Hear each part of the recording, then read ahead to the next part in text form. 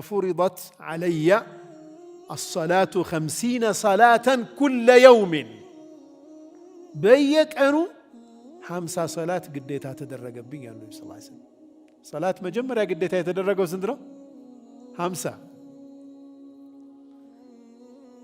تملسك بموسى سالف بمن تعززك من تزاز ورد له بلوت أيك أي نبي الله موسى عليه السلام 50 صلاة تعززك والكت بيك أنو موسى عليه السلام إن أمتك لا تستطيع 50 صلاة أمتك 50 صلاة أيجلهم يكبدات شوال بيك أنو أيجلوتم وإني والله قد جربت الناس قبلك كانت بفيت والله إني سوتش مكريات شوالو أكاد شوالو أيجلهم أسكن سالاتشو وعالجت بني إسرائيل أشد المعالجة እንደው በኒ እስራኤል ጋር የእስራኤል ልጆች ጋር አይሁዶቹ ጋር ማለት ነው በጣም ታግያለሁ ይሄንን ጉዳይ አይችሉም ሰዎች ይከብዳቸዋል ግድ የለህም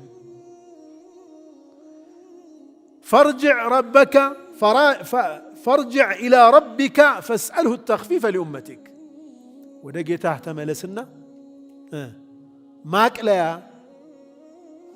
እንዲቀንስልህ ጠይቀው ጌታህን አይችሉም ኡመቶቼ አለኛ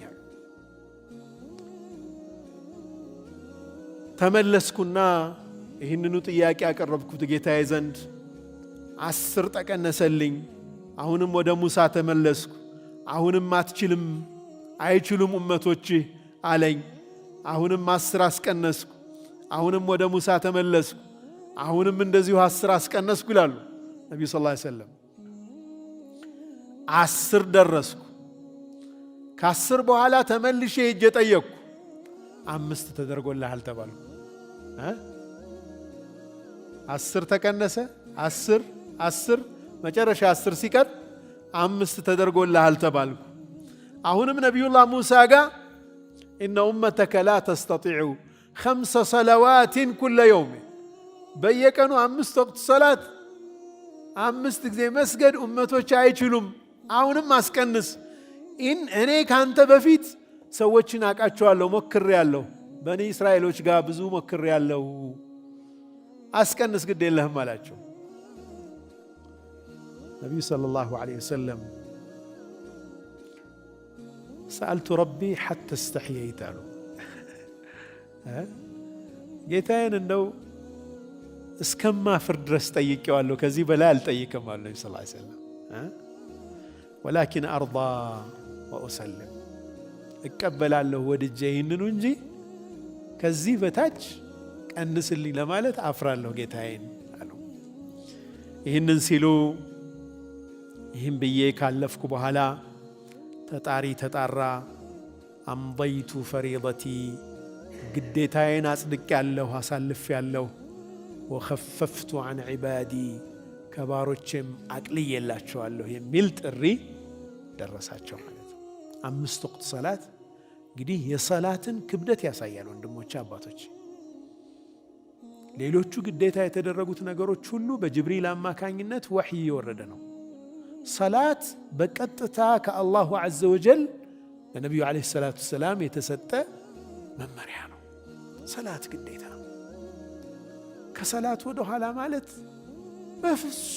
በፍጹም መንገድ የለም ሰላት የተወሰው ይከፍራል አይከፍርም በዑለማዎች መካከል ኺላፍ መኖሩ ብቻ ይበቃል ይላሉ አንተ ራስህን ካፊር ነው አይደለም የሚባል ውዝግብ ውስጥ እንዴት ለማግኘት ራስህ ትፈቅዳለህ አሉ ታሪክ الصلاه ሆነ ሰላትን ትተህ ዑለማዎቹ ይህ ሰው ካፊር ነው ወይስ አይደለም ብለው የሚከራከሩበት ሰው ለመሆን ለምን ትፈቅዳለህ ለራስህ ከባድ ነገር እኮ ነው የኩፍርና የእስላም ጉዳይ ሆኖ አከራካሪ መሆኑ ምን ያክል ከባድ እንደሆነ ያሳያል العهد الذي بيننا وبينكم وبينهم الصلاة ብለዋል ነብዩ ሰለላሁ ዐለይሂ ወሰለም ቃል ኪዳን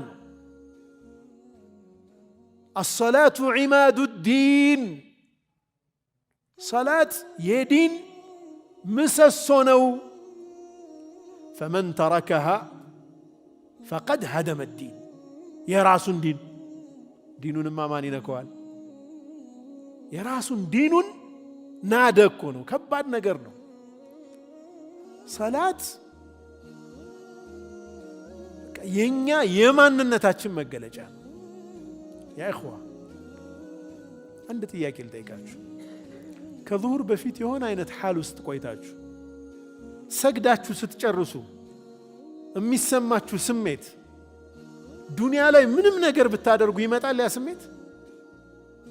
ያ እርካታ፣ ያ ሰኪና፣ ያ ሪፍሬሽመንት፣ እንደ አዲስ መታደስ ስሜት በሰላት የሚመጣው እሱ እኮ ነው የህይወት ስንቃችን።